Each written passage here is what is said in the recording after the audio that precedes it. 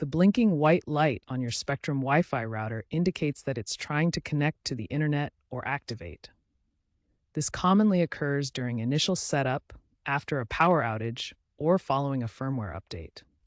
It signifies that the router is in a booting or activation mode, attempting to establish a secure link with Spectrum's servers.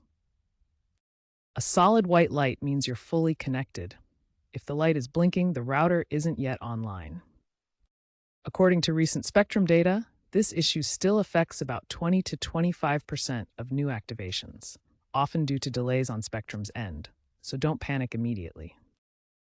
First, perform a reboot sequence. Unplug both your router and modem for 30 seconds, then plug them back in. Ensure all coaxial cables are securely connected. Use the Spectrum app to check for and install any available firmware updates, as these often resolve activation issues. If the problem persists, try a network reset by using a pin to press the reset button on the back of the router for 15 seconds. If none of these fixes work, the issue may be with Spectrum servers or a regional outage.